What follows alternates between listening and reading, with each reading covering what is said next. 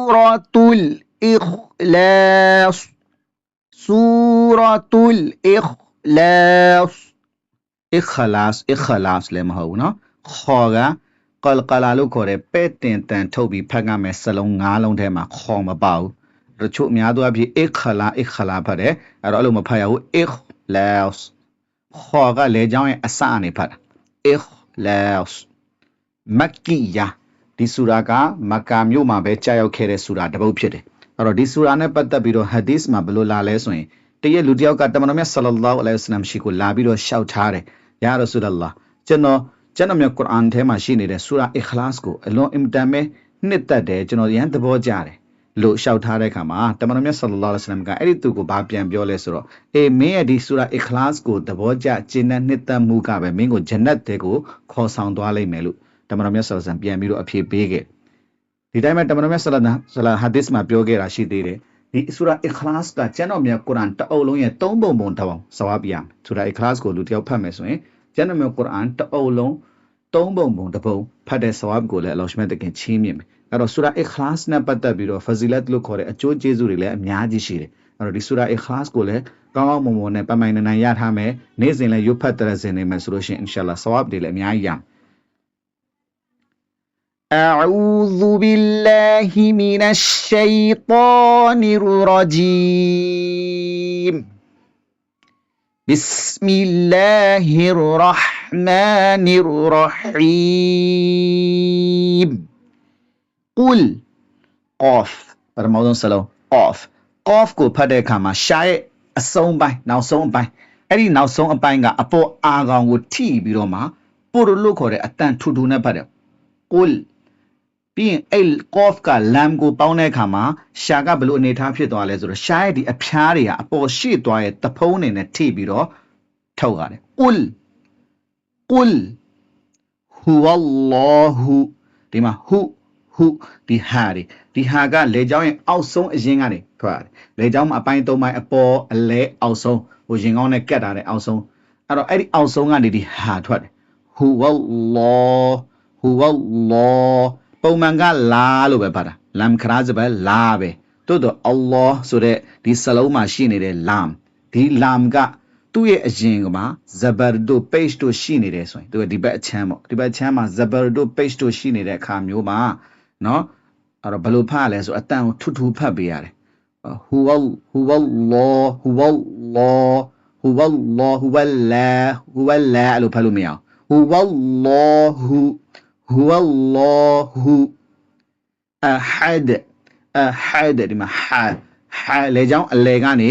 ဖတ်ကြတယ်ထုတ်ပြီးတော့ဖတ်ကြတယ် had dal က qaf ta ba jim dal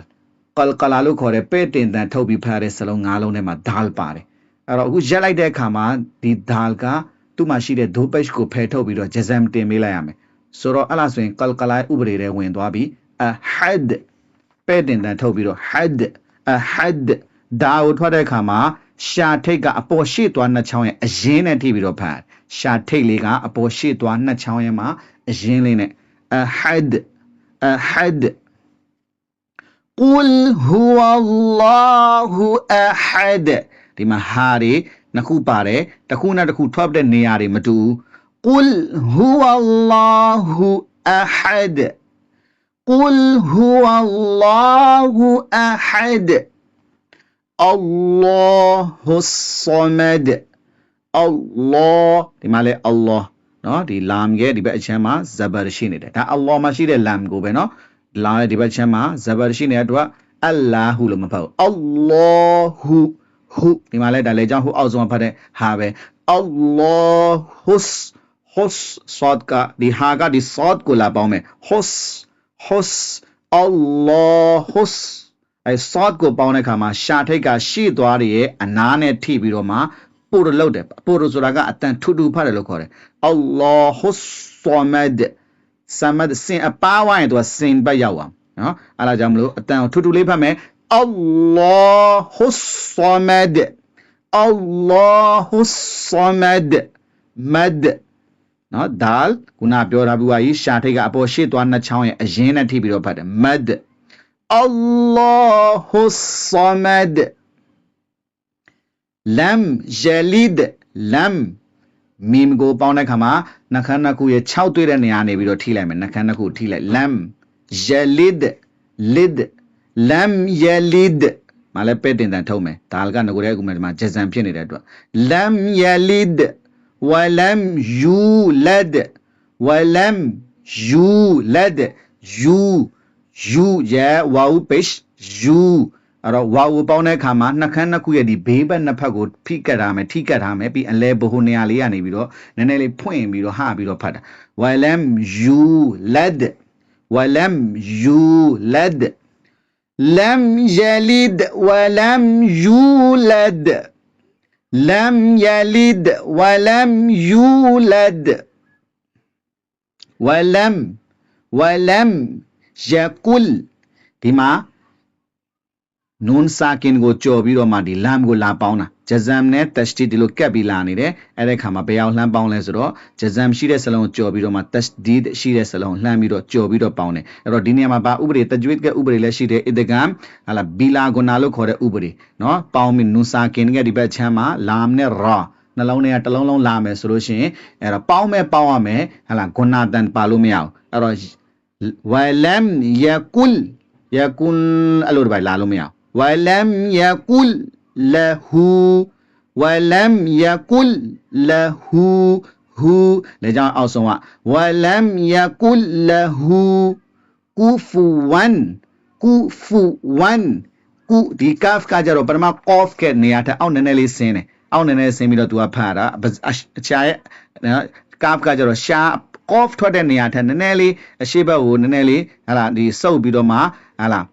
အပေါ်အာကောင်ဘက်ကိုထိပြီးတော့မှဖတ်တယ်နော် kaf ကလို့ fa ကိုဖတ်တဲ့အခါမှာလဲအပေါ်ရှေ့သွားနှစ်ချောင်းရဲ့အနားတွေကအောက်နှခမ်းရဲ့စိုးနေတဲ့နေရာနဲ့ထိပြီးတော့ဖတ်တယ်ကူဖူ1ဒီမှာဒိုဇဘတ်ကိုတန်ဝင်းလို့ခေါ်တယ်တန်ဝင်းကဒီဘက်ချမ်းမှာဟမ်ဇာရေးတယ်အလစ်ကပုံတရံနဲ့ရေးထားပဲမဆိုမဲ့လေဒါဟမ်ဇာပဲအလစ်ကပုံမှာဇဘရဇီ page တခုရှိနေအလားဟမ်ဇာလို့ခေါ်တယ်အဲ့တော့တန်ဝင်းကဒီဘက်ချမ်းမှာဟမ်ဇာရှိမယ်ဆိုရင် izhar ဥပဒေညီးတံမပါဘူးပေါ်လင်ပြတ်သားစွာဖတ်မယ်ကူဖူ1 ahad kufuwan ahad walam yakul lahu kufuwan ahad walam yakul lahu kufuwan ahad bismillahir rahmanir rahim qul huwallahu ahad الله الصمد